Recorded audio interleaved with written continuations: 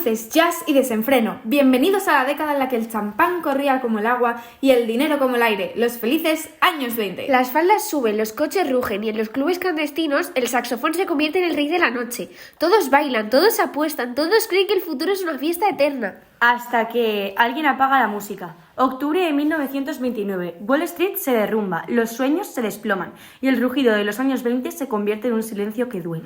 ¿Qué pasó con esa generación que quiso vivir deprisa, gastar sin miedo y reinventar el mundo? Hoy viajamos entre el brillo y la ruina, entre el Charleston y el crack, entre el optimismo y la resaca. Porque cada época tiene su ritmo y el de los años 20 sonó fuerte hasta romperse. Esto es Historia sin filtros, spoiler del pasado, el podcast donde la historia baila, ríe y cae con nosotros. Bueno, chicas, que hemos dado esta súper introducción, pero se nos ha olvidado presentarnos. Yo soy Lina. Yo soy Leire. Y yo, Vega. Y bienvenidos al episodio 20 del podcast Cuando el jazz se detuvo. ¡Comenzamos! Bueno, amigos, ahora sin tantas metáforas ni tantos rollos. ¿Qué son los felices años 20? Pues para eso estamos nosotras, Leire, que es a lo que hemos venido a explicar. Bueno, como veo que estas no empiezan, tendré que contaros yo. Nos remontamos a 1918, cuando finaliza la Gran Guerra. Esa guerra que dejó Europa totalmente destruida y su economía paralizada.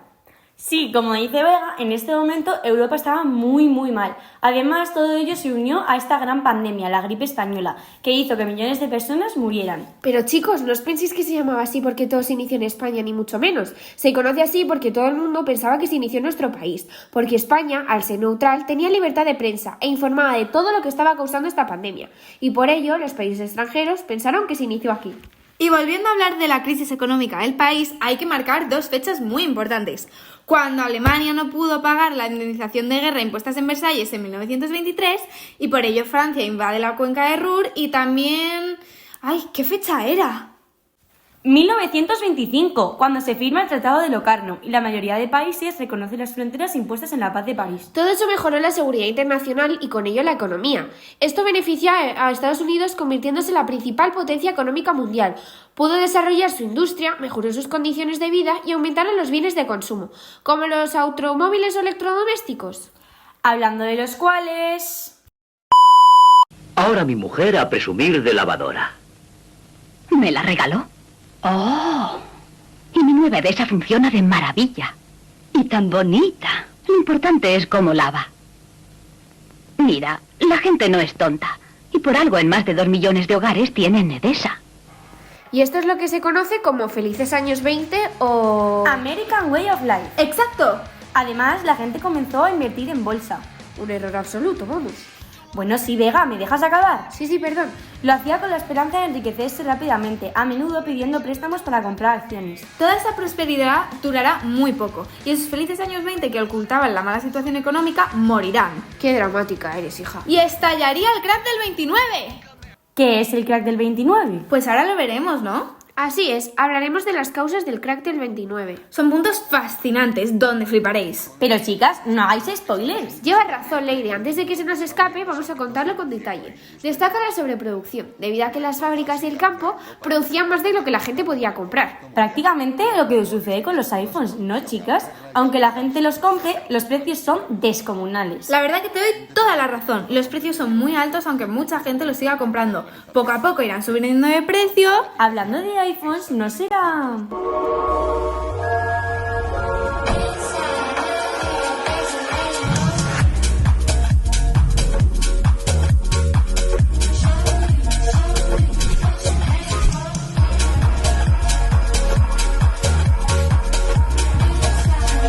Hasta que llega un momento en el que la gente no se los pueda permitir y finalmente se arruinen. Pero bueno, vamos a seguir con las consecuencias que nos donen por los laureles. Eso, venga, Vega, continúa.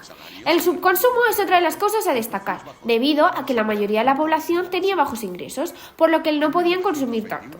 Un caso muy parecido a lo que ocurre en la actualidad, ¿verdad, chicas? ¿Se os ocurre algún caso? Sí, uno de los casos que ocurren es, por ejemplo, en India o en Nigeria, donde hay una producción agrícola e industrial importante, pero millones de personas viven con menos de $2 al día. por lo que podemos observar que el consumo interno es muy bajo.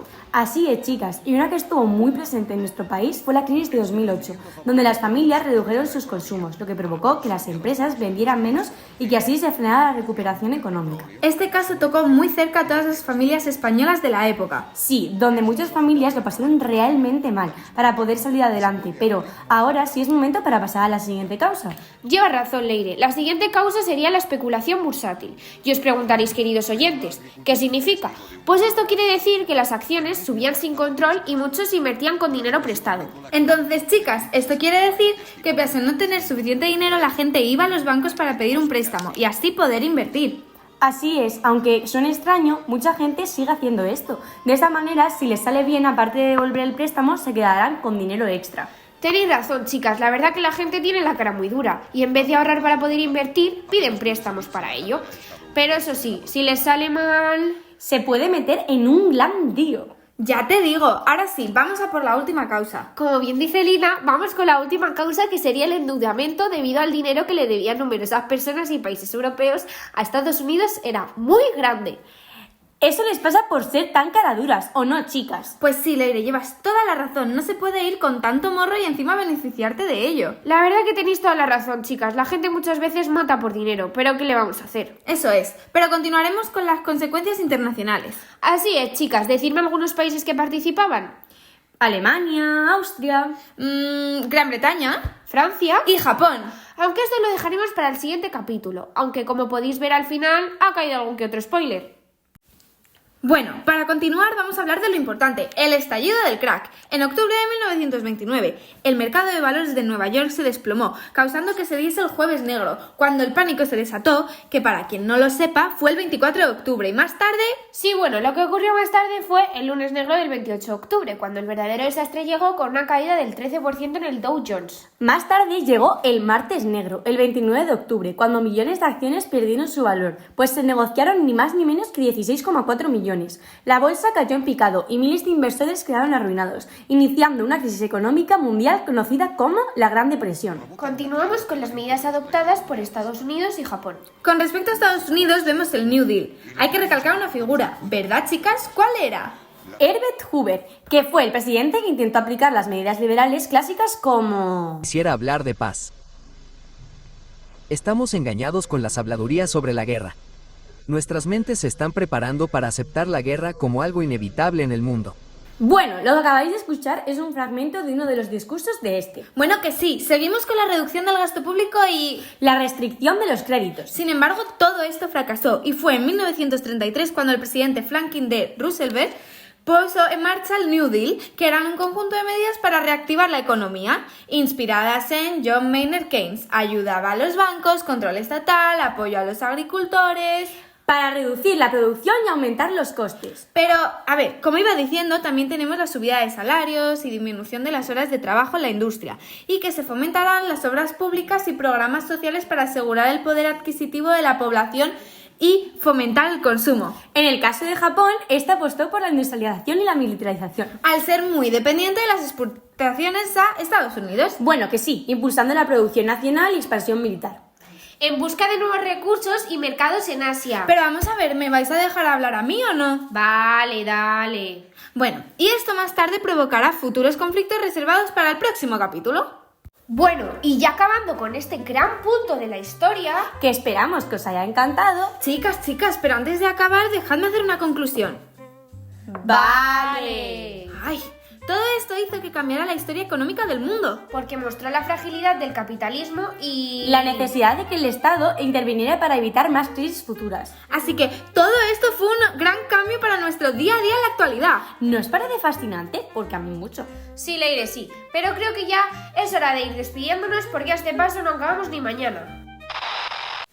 Y así, con un estruendo que recorrió el mundo, se apagaron las luces del sueño americano. Millones perdieron su fortuna, su trabajo y su fe en un sistema que parecía invencible.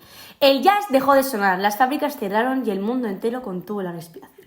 Pero el silencio después del crack no fue paz. Fue solo el preludio de un nuevo rugido, esta vez militar. Porque mientras Occidente intentaba levantarse de las ruinas financieras, en el otro lado del mundo, Japón empezaba a mirar más allá de sus fronteras. una nación que buscaba recursos, poder y un lugar en el sol. En nuestro próximo capítulo viajaremos al Pacífico para descubrir cómo la expansión militar japonesa encendió la mecha de nuevos conflictos globales. Esto es el episodio 20. Cuando el ya se detuvo, ya continuaremos con... Calla, no hagáis spoilers, ya diremos el nombre y algunas pistas del próximo episodio. El 21 en nuestras redes sociales la próxima semana. Porque la historia nunca se detiene, solo cambia de ritmo. Bueno, os dejamos con los anuncios y hasta la próxima semana. Yo soy aquel negrito del África tropical.